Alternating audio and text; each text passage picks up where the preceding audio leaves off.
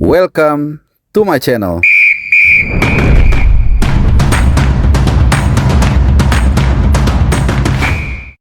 Kabar baik dari Barat Laut London, dari Inggris. Ada sebuah informasi yang sangat membuat kita tersenyum dan juga senang.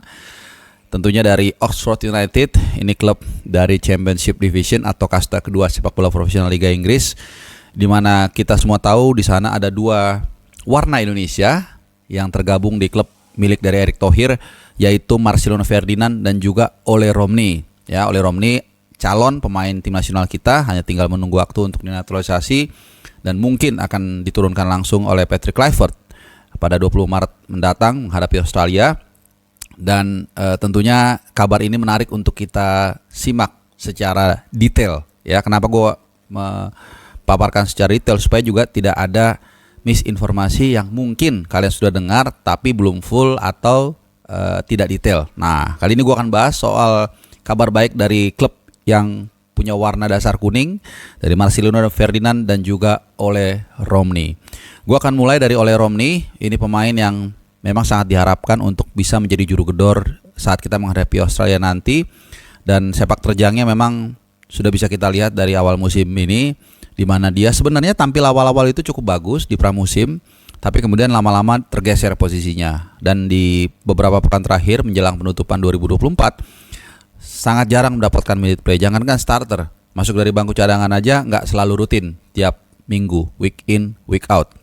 Nah, kemudian setelah pergantian tahun, ya, terlepas dari ada unsur ordal, di mana kita tahu di Oxford United itu adalah milik dari Pak Erick Thohir dan juga keluarga Bakri. Nah, di situ kemudian quote by quote karirnya terselamatkan, ya. Ole Romney gabung dengan Oxford United itu resminya tanggal 6 Juni dan perlu menunggu mungkin 3 sampai 4 game week, ya, baru akhirnya masuk DSP. Jadi ini yang sempat juga menjadi pertanyaan kita, kemana aja nih Ole Romney gitu. Kan dia pindah toh di level yang sama, di benua yang sama. Harusnya kalau memang nggak ada masalah langsung main. Ya, tapi mungkin kita nggak tahu ya apakah memang ada tes kebugaran lagi karena dia nggak main di Utrecht. Tapi anyway, akhirnya dia bukan tampil tapi masuk DSP daftar susunan pemain atau masuk line up kala Oxford United mengalahkan Luton Town 3-2. Ya, yang dikalahkan ini tim yang ya yoyo lah promosi ke Premier League. Jadi bukan tim ece-ece juga. Sayang memang itu tadi Ole belum dapatkan kesempatan 1 detik pun turun. Tapi it's okay. Ya, ini adalah satu kemajuan, slow but sure, pelan-pelan. Tapi mudah-mudahan nanti akan datang juga waktunya, indah pada waktunya dia bisa mendapatkan minute play dan mudah-mudahan bisa memberikan kontribusi bagi Oxford United. Nah, itu dia, dan mudah-mudahan juga dia bisa memberikan kontribusi buat tim nasional kita tentunya tanggal 20 Maret nanti.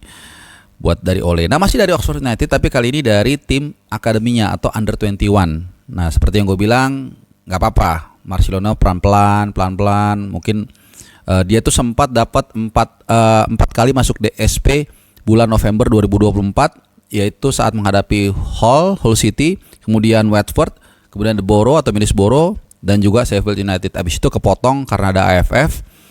Kemudian dia balik lagi, tapi belum sekali ya dia main dan debutnya, ya itu debut pertama kali di tanah Inggris, walaupun di FA Cup walaupun dia kalah ya, hanya main beberapa menit ya saat timnya berhadapan dengan Exeter, ya kalah saat itu dan dia juga kena kartu kuning ya, tapi itu pelan-pelan. Nah, kemarin yang bersangkutan Marcheng itu tampil sebagai starter nah ini perlu juga nih dipahami ya, ini kejuaraannya Oxfordshire Senior Cup.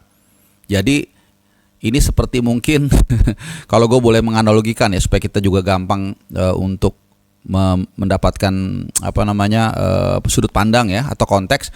Ini mungkin seperti kompetisi antar klub-klub di Bogor lah, seperti itu ya, atau mungkin di Malang gitu ya kalau di Jawa Timur, atau kalau di ini Jogja gitu ya. Jadi tapi mungkin nggak sebesar provinsi. Jadi di bawah provinsi. Jadi mungkin Bogor itu kan ada beberapa kabupaten. Nah, itu ada kejuaraannya tuh antar klub-klub yang di situ. Jadi ini supaya kita ada tahu konteksnya dulu ya. Gitu. Tapi it's okay ya. Dan yang bersangkutan tadi yang gue bilang memakai nomor 10. Kalau normalnya di senior dia pakai nomor 28 dan mencetak 2 gol dan juga 1 assist. Ya, dia menyumbang gol kedua dan ketiga dan dia memberikan assist bagi gol ke-5 sebelum akhirnya ditarik keluar menit ke-75. Ya, jadi kalau gue mengusung filosofi bahwa pemain itu mendingan main rutin walaupun mungkin agak turun sedikit levelnya daripada duduk di bangku cadangan ya tapi klubnya lebih besar gitu loh. Dengan catatan usianya masih muda. Lain kalau dia sudah sukses, sudah mungkin udah umur 33, 34, sudah mulai ya kurang perform atau kebugarannya sudah tidak sebagaimana mestinya atau tidak seperti di usia-usia prime-nya. Nah, itu mungkin it's okay itu. Kayak kipernya siapa tuh City kalau nggak salah ya, Scott Carson. Nah, itu kan udah mikirnya ya udahlah gue udah tua, dapat gaji, kemudian siapa tahu dapat gelar, ya it's okay juga. Tapi kalau masih muda seperti Marcelo Ferdinand, ya usianya juga masih 20 tahun, ya mending menurut gua cari minute play dulu, jangan bermain. Let's say anggaplah 1-2 tahun dia agak sedikit mengalah, kan kalau kemudian dia perform dan bisa naik ke tim utama di usia 22, masih muda juga. Bahkan 23 deh bilang gitu, nggak masalah gitu. Itu menurut gua tapi ya gitu, kecuali ya itu tadi udah nggak berkembang kemana-mana, usianya juga udah makin tua, ya itu barulah berpikir lebih pragmatis, ya mikirin yang digaji gede atau main di klub besar yang bisa menjanjikan gelar gitu. Nah, yang pasti ini juga agak sedikit gue tarik nanti ke strategi yang akan diusung timnya Patrick Kluivert, Junto atau alias Alex Pastoor, karena kita semua sudah dengar dan sudah mencerna, menganalisa. Jadi otak teknikal dan filosofi dan lain-lain ini akan menjadi Alex Pastoor. Dan yang menarik adalah Alex Pastoor ini mengatakan tidak akan menggunakan total football secara serampangan begitu ya. Dan ini ada kaitannya dengan statement dia yang nanti akan gue bahas satu video, bahwa grade pemain kita itu bukan grade A. Dan ini kita harus akui, nggak masalah. Jadi kita mengakui, jangan kita membiasakan juga melebih-lebihkan yang tidak semestinya gitu ya, sehingga kita tahu untuk mengambil sikap. Nah, ini yang gue setuju dari Alex Pastoor, sehingga dengan kemampuan, dengan sajian, dengan ingredients, dengan bahan baku yang ada di tim nasional kita, sehingga kita juga tahu diri. Jadi nanti menghadapi Australia, kalau berkaca dari apa yang dikatakan Alex Pastoor, ini kita tetap tidak akan menggunakan all out attack. Bahkan dia akan mengatakan catenaccio.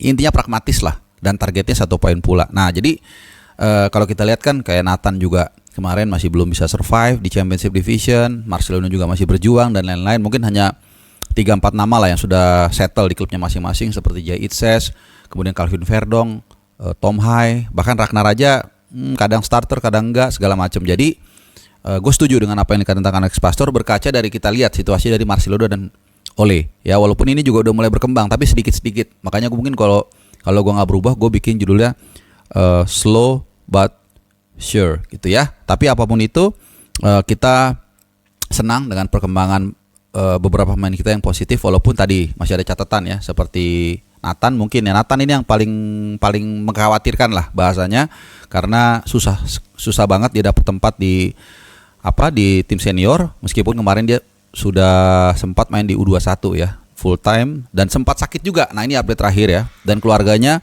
memberikan klarifikasi dia sudah sembuh. Jadi kita bersyukur dengan situasi terakhir, pelan-pelan tapi pasti, mudah-mudahan tanggal 20 nanti semuanya dalam keadaan fit, dalam keadaan bugar, dan yang pasti secara mental mereka siap untuk tempur mencuri 1 poin dari Sydney Football Stadium. Syukur-syukur kalau ada keajaiban lah kita bisa menggulung Australia di Sydney tanggal 20 Maret nanti. Alright teman-teman, itu sedikit aja update dari gue, dan setelah ini gue akan mengulas penuh satu video soal bagaimana kira-kira tactical game, bagaimana kira-kira strategi yang akan diusung oleh Patrick Kluivert, Danny Lanzat, dan juga Alex Pastoor saat kita menghadapi Australia nanti tanggal 20 Maret dan juga Bahrain selang 5 hari di Gelora Bung Karno. Nah, jadi stay terus dan juga jangan lupa nyalakan loncengnya supaya kalian terupdate dan ternotifikasi ketika gue mengupload video-video yang kadang-kadang gini jamnya random, kadang pagi, kadang siang, kadang juga sore, bahkan juga tengah malam. Oke teman-teman semua, Terima kasih. Kalau kalian mau berekspresi, punya opini, bebas aja ya, tapi sopan, dan nggak sopan juga nggak apa-apa, itu konsekuensi kalian. Ya, sekali lagi terima kasih buat teman-teman yang selalu setia menonton channel ini. Mudah-mudahan bisa menghadirkan informasi-informasi yang menarik dan juga tentunya bertujuan untuk memajukan sepak bola kita. Terima kasih teman-teman semua dan bye-bye. Adios.